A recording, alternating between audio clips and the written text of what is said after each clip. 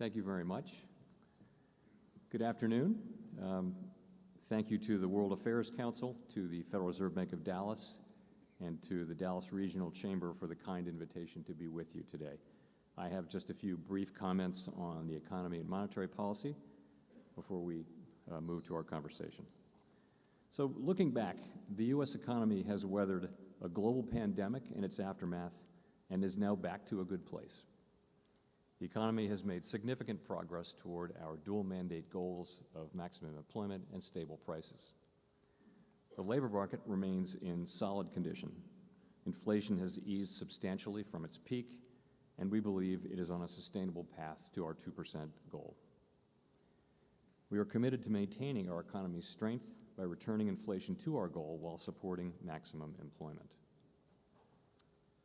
The recent performance of our economy has been remarkably good, by far the best of any major economy in the world. Economic output grew by more than 3% last year and is expanding at a stout 2.5% rate so far this year. Growth in consumer spending has remained strong, supported by increases in disposable income and solid household balance sheets. Business investment in equipment and intangibles has accelerated over the past year. In contrast, activity in the housing sector has been weak. Improving supply conditions have supported this strong performance of the economy. The labor force has expanded rapidly, and productivity has grown faster over the past 5 years than its pace in the two decades before the pandemic, increasing the productive capacity of the economy and allowing rapid economic growth without overheating.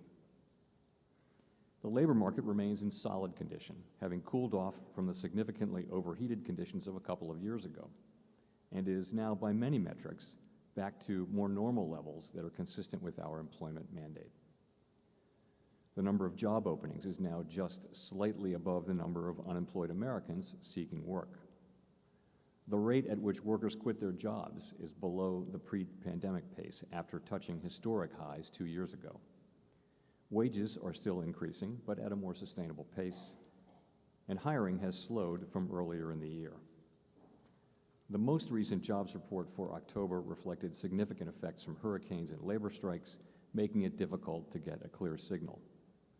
Finally, at 4.1%, the unemployment rate is notably higher than a year ago, but has flattened out in recent months and remains historically low.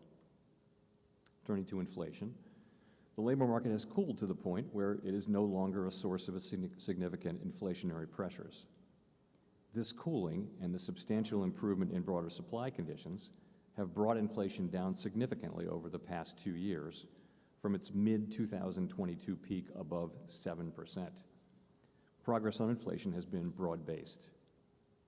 Estimates based on the Consumer Price Index and other data released this week indicate that total PCE prices rose 2.3% over the 12 months ending in October, and that, excluding the volatile food and energy categories, core PCE prices rose 2.8%.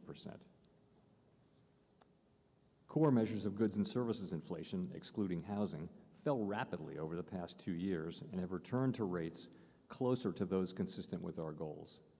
We expect that these rates will continue to fluctuate in their recent ranges, and we're watching carefully to be sure that they do, however, just as we are closely tracking the gradual decline in housing services inflation, which has yet to fully normalize. Inflation is running much closer to our 2% goal, but it's not there yet, and we are committed to finishing the job. With labor market conditions in rough balance and inflation expectations well anchored, I expect inflation to continue to come down toward our 2% objective, albeit on a sometimes bumpy path. Given progress toward our inflation goal and the cooling of labor market conditions, last week my Federal Open Market Committee colleagues and I took another step in reducing the degree of policy restraint by lowering our policy interest rate by 0.25 percentage point. We're confident that with an appropriate recalibration of our policy stance, strength in the economy and the labor market can be maintained with inflation moving sustainably down to 2%. We see the risks to achieving our employment and inflation goals as being roughly in balance, and we are attentive to the risks to both sides. We know that reducing policy restraint too quickly could hinder progress on inflation. At the same time, reducing policy restraint too slowly could unduly weaken economic activity and employment. We're moving policy over time to a more normal setting, but the path for getting there is not preset. In considering additional adjustments to the target range for the federal funds rate, we will carefully assess incoming data, the evolving outlook, and the balance of risks. The economy is not sending any signals that we need to be in a hurry to lower rates. The strength we're currently seeing in the economy gives us the ability to approach our decisions carefully. Ultimately, the path of the policy rate will depend on how the incoming data and the economic outlook evolve. We remain resolute in our commitment to the dual mandate given to us by Congress: maximum employment and price stability. Our aim has been to return inflation to our objective without the kind of painful rise in unemployment that has often accompanied past efforts to bring down high inflation. That would be a highly desirable result for the communities, families, and businesses we serve. While the task is not complete, we've made a good deal of progress toward that outcome. Thank you very much, and I look forward to our discussion.